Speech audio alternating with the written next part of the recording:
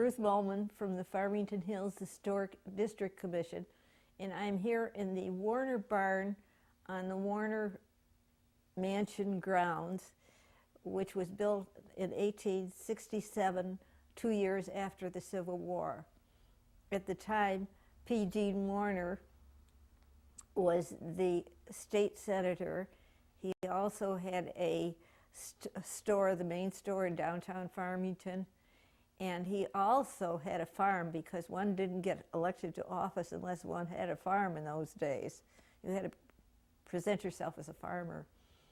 The house has been preserved and is now a museum, and it's a house museum, and the people that were volunteers at the house found they didn't have any place when they had children coming in to entertain, to sit down, because you don't want them sitting on the antique furniture. So they reconditioned the barn so that it is also used as a classroom. I'm here with Sharon Burdett and Keith Groughton, who are volunteers at the mansion. Sharon, can you tell me how the barn was used originally and how it evolved into this classroom?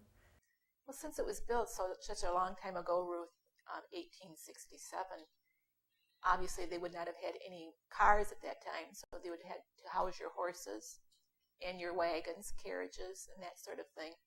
And also, we can see a place where there's a little upstairs. Well, there's a large upstairs, but there's a section that's a little bit lower down, where they probably would have kept the straw for the horses, the hay for them to eat, straw to be bedded down in.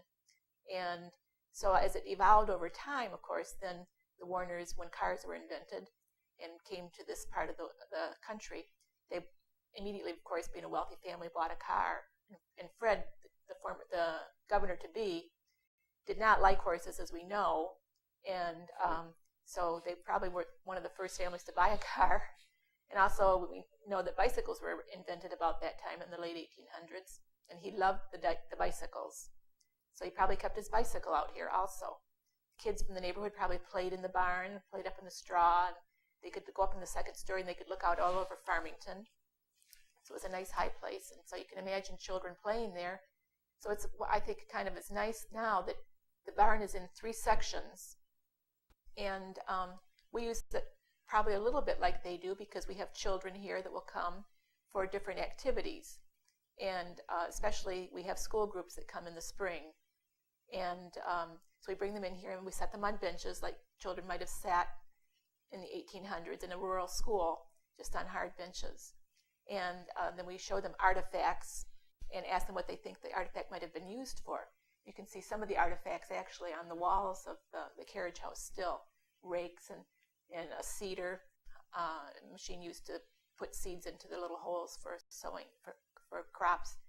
And so they get a little bit of, when they come for a tour to the mansion, they go do a little bit in the house, and they see how people lived 100 some years ago. And then they come out here, and then they see some of the utensils and some of the equipment that people used to make their life complete in the 1800s. And then frequently part of their tour is that they go to one of the cemeteries and kind of see where some of our first citizens are now buried. So we use it for school groups, and then also when we have activities, and we meet out here. Then in the other sections, we have storage. We have storage like the Warners would have had, like if they had outdoor furniture, then they had to store it in the winter. So we do that also. So the nice benches that we have, the park benches on the grounds in the summer, are stored there for the winter. And then we also have our own things for the mansion, the people to use, signs and equipment. And so we store those things. But we also have a couple of pieces of history that will not fit into the mansion, and one is the loom back here, which someday we would like to have operating again. And so that's here. And then we have an old printing press in another section of the carriage house. And so when the barn is all open for visitors, then people can see the old printing press and they can see the loom as well. It's continuously doing things, and you're continuously changing the exhibits too, which makes it fun. We try to keep it fresh and something a little bit new for people when they come, so it's not always the same old, same old. Some of the things are the traditional things that we keep from year to year, and then certain things do change, different exhibits, so that people can see new things, new quilts, new clothing, new displays. We had a very nice display last season of antique perfume bottles that one of the docents owns. And you have when you have different docents, it won't be the same program twice. Exactly, because everybody learns a little bit different facts about the mansion, and so yeah, you could come back many, many times and get more information. Different stories. Exactly. Now, well, we're sitting here where they would have kept the horses, aren't we? The horses would have been right here when they had their own, I guess, their own windows to look out of, and Well, they could have had 5 of them, it looks like. it's possible, I suppose. Yeah. I don't know. The governor hated horses, so. Yeah. It was his, transportation. He had Well, he went for bicycles as soon as they he were. was a bicyclist. Yes, he was. Definitely a big bicyclist. And he liked the cars. Yes. And Yep. now you would have had the horses here. I wonder where the carriages were. If they had a special carriage house, or it was here. I believe the carriages were kept behind this wall here to the east, on the east side of the building, just because of how it's set up, and the sliding doors and just the way things are set up. A lot of things have been covered, and cosmetically you can't really see what's behind them. Well, But I believe they were put on this east side because of. apparently the Warner Carriage was well recognized. I guess there was some little girl from a very poor family that one of the children brought home, and she was crying because they were picking on her. So Mrs. Warner said, "We'll saddle up the horses and take you around in the Warner Carriage, and they will not tease you anymore." Good story. Yeah, wow. Keith Sure has is. done a lot of work to maintain this building because it's like anything that's over 100 years old, 150, they start to need work, and so he's a builder and he's on the historical commission, so he has the love of old buildings and the knowledge to repair them. So he's like very proud of the work. I think we are, especially Yes, that he's done I on the enjoy building. working here. Very nice place to maintain it. work. What is here on the grounds? Of course, the house itself, which is the main attraction, and tell us what is here and how is it used? The Governor Warner Mansion, as Ruth said before, was built in 1867, and it's been the largest house in Farmington since that time, Farmington City, and it became famous because the people that owned it were some of the leaders from early Farmington days, and obviously they did very well, and they prospered. They were very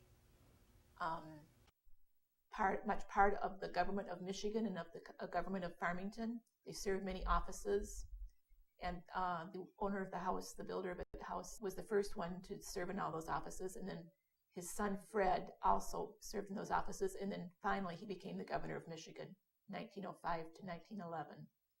He was the youngest 3-time elected governor, and he was a progressive Republican. The Republican Party was very new at that time, and he did many things to try and help people. He was a very kind man, and his family lived in the house until 1980, when the house was given to the city of Farmington. And so 113 years worth of Warner family members lived in the house, and now it belongs to the city of Farmington. And it includes this beautiful Victorian Italianate structure, and the carriage house, and the gazebo, which was built not by them, but by the city of Farmington. It's a wonderful house museum, so people can see how people lived between 1880 until about 1920. And people come here to just walk around and enjoy the beautiful yard and the beautiful gardens, trees, many of which were planted by the gardeners. And the fountain we have out in the back is very peaceful. There are statues of the governor's wife. And so a lot of people come just to walk around and relax and enjoy the scenery. Sometimes people just sit in the chairs on the porch of the mansion and just observe life going by on Grand River, just like the governor and his family did. And Sometimes people come for different reasons. They come because they want to tour the house, or they either attend an event here, or they want to get married here. So they come for many, many reasons, and we hope that it stays that way for a long time. Well, the gardens, of course, are attractive to people. The gardens, yes, we need to not forget the gardens. They are beautiful, and they are, again, the gardens are run and taken care of by a group of dedicated volunteers, the Warner Mansion gardeners. And they come every Wednesday morning, and they're on their own time, and they plant those flowers. They tend the flowers all summer, and they just care for them. Some of the ladies and gentlemen no longer have their own houses, but they live in apartments, and so they really enjoy coming back and making new friends and then digging up the dirt at the Governor Warner Mansion. How can people find out more about the Warner Mansion? Well, one way is to go to the library, because we have, in our Farmington libraries, we have lots of books written about the city of Farmington and people that lived here.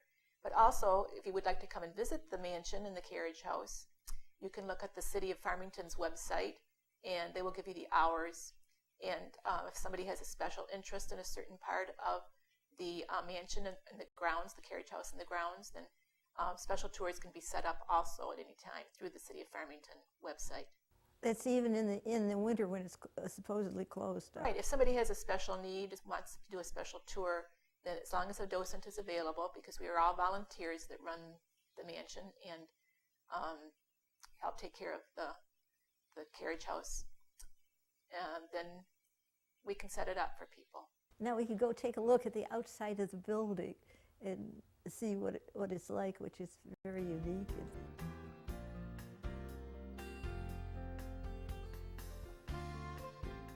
Let's go over and take a look at the rose garden. You know, the fence was originally around a cemetery, an antique cemetery. Yeah, this fence came off of the cemetery at 12 Mile in Halstead. Yes, and they had to replace it. Yes. Yep. And what they did is they put in the wrong kind of fence, and the Historic District Commission made them put in the proper Change fence. it around, yes. So then the mansion got the fence. Mansion got the fence. The rose garden is still here, and it's well tended, and it's a very beautiful garden. The little windows over there are significant. Yes. What are they? Those were for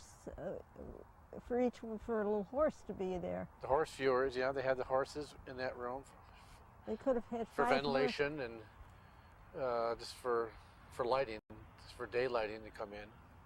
They could have had 5 horses there. Probably. They could have probably had that many, because Maybe the windows open. Because the upstairs has got, it's where all the hay was stored, a lot of area up there for probably Especially 5 horses. that back spot. It's a nice, You know. nice little spot for the hay. You could see where they would pull the hay in with the door.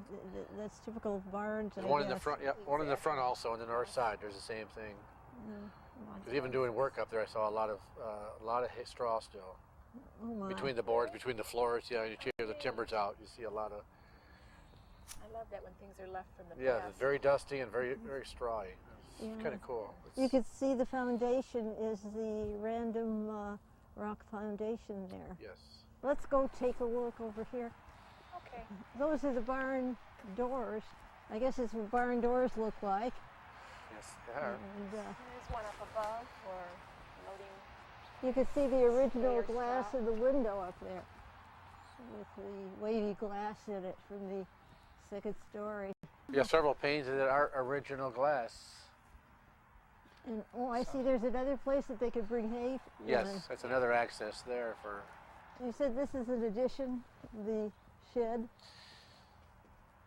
This is an addition here, yes, that was used for, it could have been for an optional possible cart, pony cart, or and storage. It had an all dirt floor in here originally.